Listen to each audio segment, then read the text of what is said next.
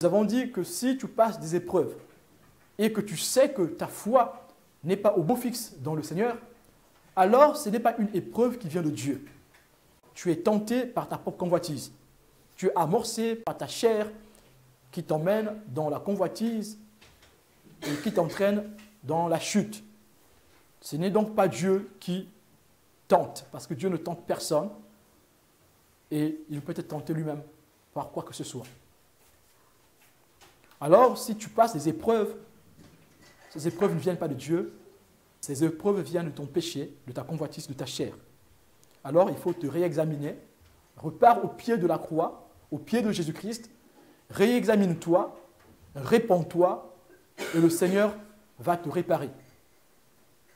Si tu te sens faible dans la foi, ce n'est pas une épreuve dans le Seigneur parce que c'est toi qui as baissé les bras. Quand le Seigneur nous envoie une épreuve, il nous envoie l'épreuve quand nous sommes au beau fixe dans la foi. Et le Seigneur nous donne les armes pour pouvoir combattre contre l'épreuve. Parce que nous sommes au beau fixe dans la foi, quelle que soit l'épreuve qui nous est envoyée, quand Satan viendra nous tenter, nous ne tomberons pas dans le piège de l'ennemi. Nous avions aussi dit dernièrement que la victoire au bout de l'épreuve vient de la perspective que nous avons, que nous définissons dès le départ de l'épreuve. Quelle est la perspective? Comment tu définis la perspective de ton épreuve? Comment tu amorces l'épreuve? Comment tu abordes l'épreuve? La victoire au bout de l'épreuve viendra de cette définition que tu te donnes l'épreuve, de comment tu abordes l'épreuve. Et parce que tu as eu une bonne définition, une bonne perspective de l'épreuve, quand viendra la tentation pendant l'épreuve, tu tiendras bon.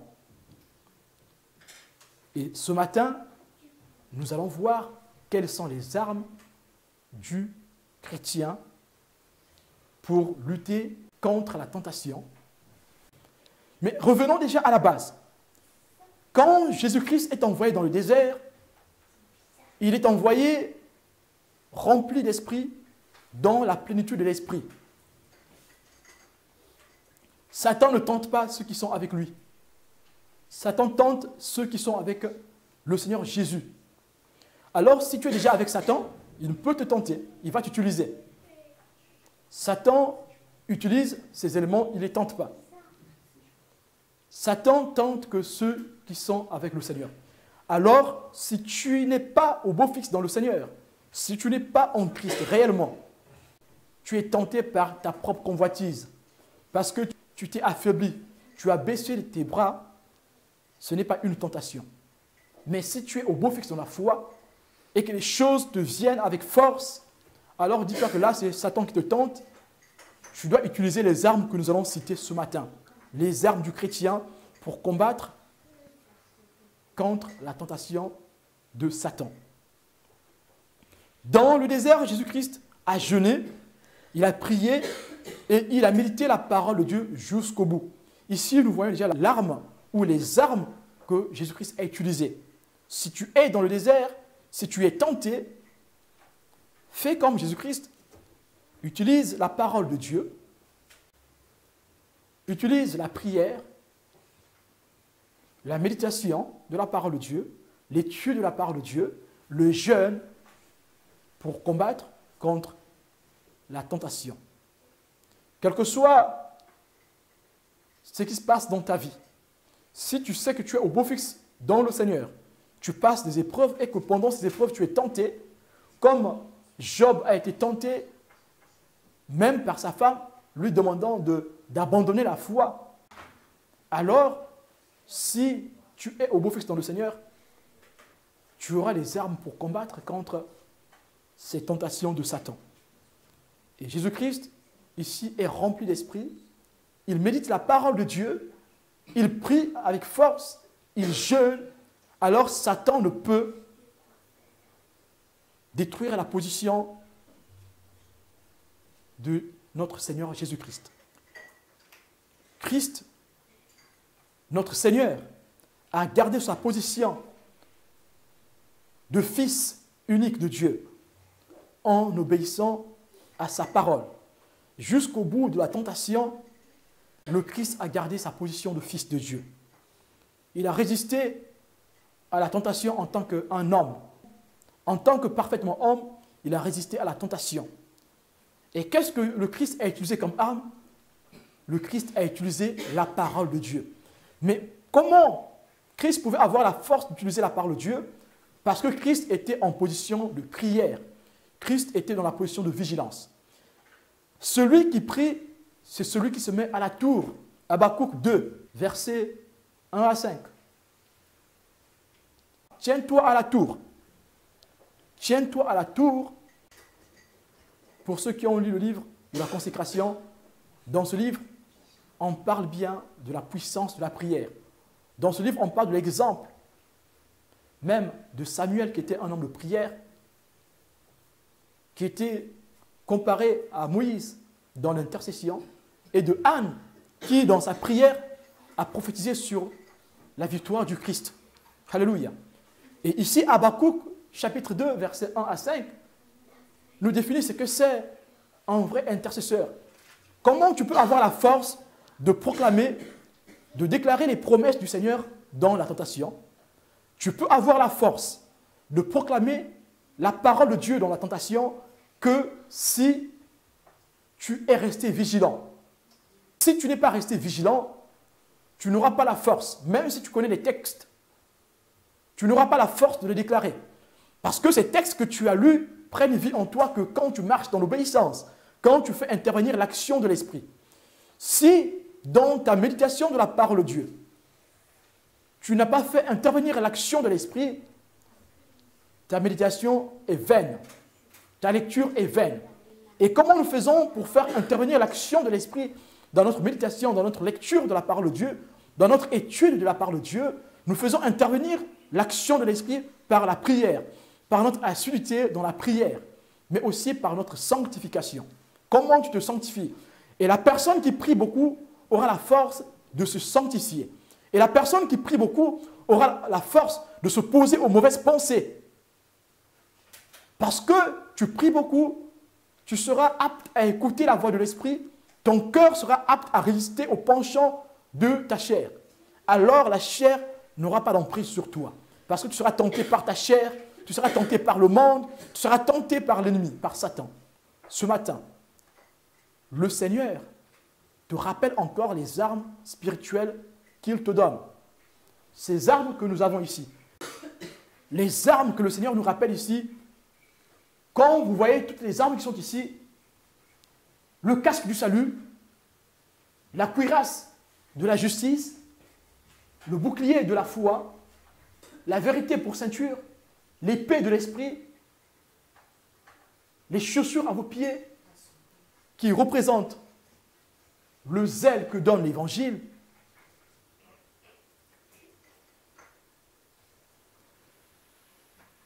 Toutes les armes citées ici représentent la parole de Dieu. La vérité, nous l'avons dans la parole de Dieu. Alléluia. La cuirasse de la justice, la grâce de Dieu vient de la parole de Dieu. Le casque du salut vient de la parole de Dieu. Tout ce que nous avons ici, tout ce qui est représenté ici, est centré sur la parole de Dieu. Mais comment auras-tu la force de proclamer cette parole quand la fourchette va t'attaquer? Les extraits de table. Galates 5, verset 21. Vous pouvez lire. Quand la fourchette va t'attaquer, comment tu auras la force de déclarer Galates 5, verset 21? Je prends l'exemple de la fourchette. Les extraits de table. Comment auras-tu la force de déclarer Galates 5, verset 21? Tu auras la force pour déclarer ce texte biblique que si tu es resté vigilant. Alors qu'il reste vigilant, c'est celui-là qui prie. Nous restons vigilants dans la prière. Si tu baisses la garde dans la prière, même si tu connais ce texte biblique, tu ne pourras pas le citer. Tu n'auras pas assez de force pour citer ce texte biblique. Voilà pourquoi ta méditation, la parole de Dieu que tu étudies tous les jours, prendra vie en toi si tu associes à cette parole la vigilance, la prière. C'est ça les vrais guetteurs. Les guetteurs, ce sont les gens qui sont là, ils veillent, ils guettent, ils sont à la tour, comme le décrit Habakkuk chapitre 2, versets 1 à 5. Si tu veux être un vrai enfant de Dieu, si tu veux être celui qui est aux aguets, un guetteur, si tu veux être en possession de toutes les armes données par Éphésiens 6, tu dois être vigilant. Et ta vigilance, tu la tires dans la prière. Une vie constante dans la prière, une vie assidue dans la prière. Ces derniers temps, tu as du mal à méditer la parole de Dieu. Mais c'est normal, parce que tu ne pries pas assez, parce que tu n'as pas gardé une communion constante dans la prière. Le Seigneur nous parle par sa parole, si tu as la grâce de Dieu par des révélations. Mais nous, comment nous parlons au Seigneur? Nous parlons au Seigneur par la prière, par la louange. C'est comme ça que nous parlons au Seigneur. Comment peux-tu entretenir une relation avec personne avec qui tu ne parles pas? Il n'y aura pas de relation. Si tu veux avoir la force de citer Galates 5, verset 21, quand le démon de la fourchette t'attaquera, il faut être vigilant dans la prière. Quand l'impudicité t'attaquera, Apocalypse 16, verset 15, quand ce démon t'attaquera, de l'impudicité, de la débauche, quand les pensées de la débauche, de l'impudicité, de tous les mots que vous connaissez, quand ces mots vont t'attaquer, tu auras la force de citer Apocalypse 16, verset 15. Pourquoi? Parce que tu auras la force de l'esprit, tu auras l'énergie qui viendra de l'esprit. Pourquoi? Parce que tu es resté en constante relation avec le Seigneur. Si tu ne pries pas, ta méditation sera nulle et sans effet, nulle et non avenue, parce que tu n'as pas associé le Saint-Esprit. Voilà pourquoi, dans les armes qui sont données ici, Éphésiens chapitre 6, verset 11 jusqu'au verset 18. Revêtez-vous de toutes les armes de Dieu, afin de pouvoir tenir ferme contre les ruses du diable, contre la tentation. Quand le démon de l'idolâtrie va t'atteindre, l'idolâtrie, c'est ce que tu aimes, la chose qui a pris la place de Dieu. L'amour que tu avais pour Dieu avant a diminué. Ton amour maintenant c'est axé vers les choses qui périssent. Alors, si tu étais vigilant, si tu es resté en prière avec le Seigneur, quand le démon de l'idolâtrie va t'attaquer, tu pourras lui citer 1 Corinthiens chapitre 3, verset 21. Tu pourras lui citer ça. Mais même si tu connais ce verset, si tu n'es pas resté vigilant, musclé dans le Seigneur, si tu n'es pas resté à la tour pour veiller, tu n'auras pas la force de citer ce texte. Si tu veux avoir la force de citer la parole de Dieu, comme le Christ l'a fait, il faut que tu restes dans la prière. Quand Satan est venu tenter le Christ, transforme ce morceau de pierre en pain. Jésus-Christ a cité la parole de Dieu. Pourquoi? Parce qu'il avait la force de l'esprit pour pouvoir citer, réciter, dire la parole de Dieu à Satan. Satan le cite, le psaume 91. Le Seigneur Jésus-Christ a eu la force de répondre à Satan, tu ne tenteras point ton Dieu, parce qu'il avait la force de l'esprit en lui. Il était resté vigilant dans la prière, il a jeûné et il a prié. Il jeûne, il prie. Le jeûne, c'est prier sans parler. La prière, c'est quand tu parles, tu adresses des paroles à Dieu. Alors, le Seigneur Jésus-Christ avait la force de dire non à Satan parce qu'il était vigilant. Il est resté vigilant. Il est resté attaché à son Père dans la prière, en communication, en communion avec le Seigneur dans la prière. Si tu n'as pas une communion dans la prière avec ton Dieu, une intimité dans le Seigneur, si tu passes ton temps dans les futilités, des choses qui périssent, tu es absorbé par ton travail, tu es absorbé par tes soucis, tu es absorbé par l'amitié, par les choses qui périssent, tu es absorbé par des vanités, tu n'auras pas la force de réciter la parole que tu écoutes ce matin.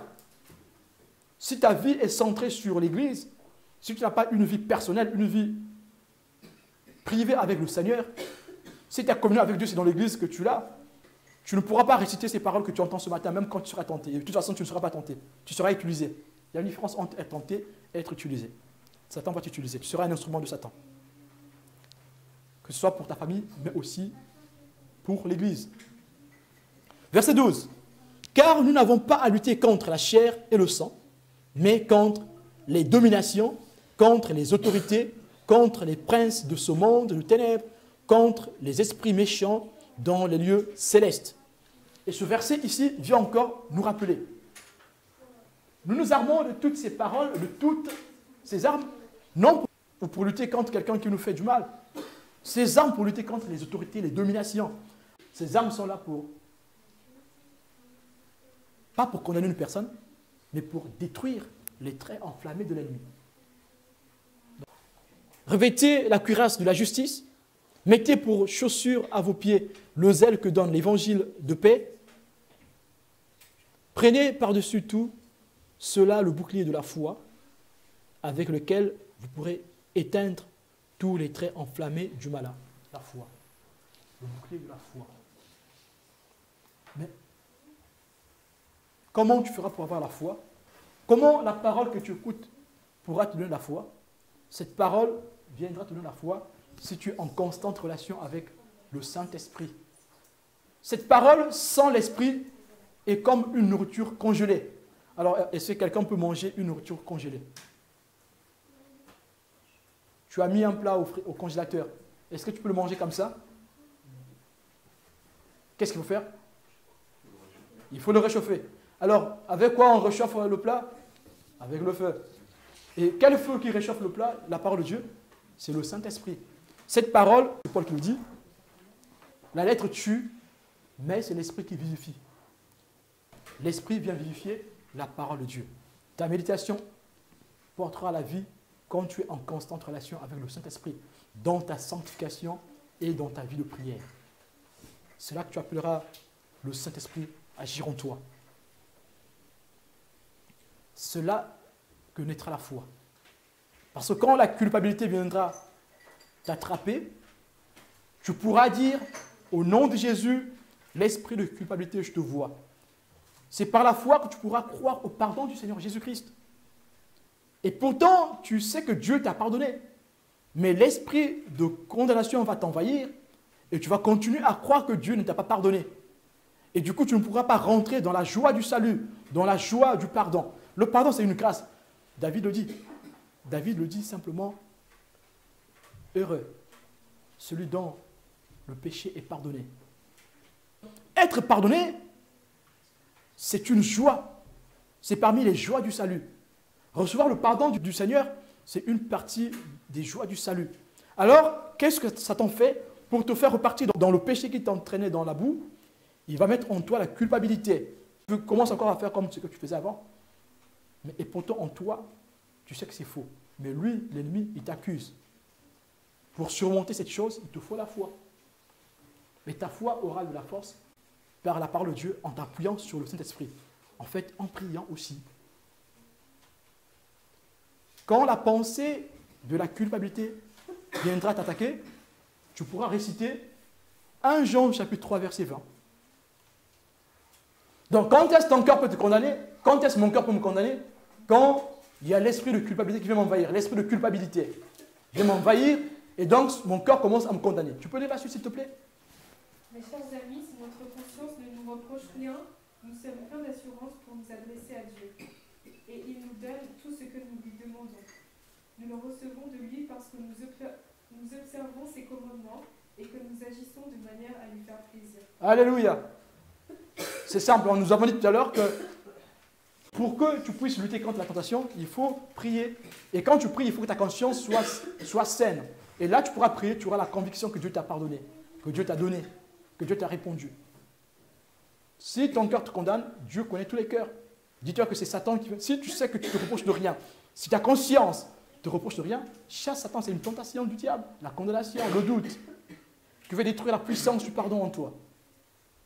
Proclame la parole de Dieu. Affirme ta foi. Et nous venons de le lire. Accepte d'obéir, accepte de souffrir. Si tu refuses de souffrir, tu ne pourras pas rentrer pleinement dans la joie du salut. 1 Jean chapitre 3, verset 20. Nous allons nous arrêter là aujourd'hui.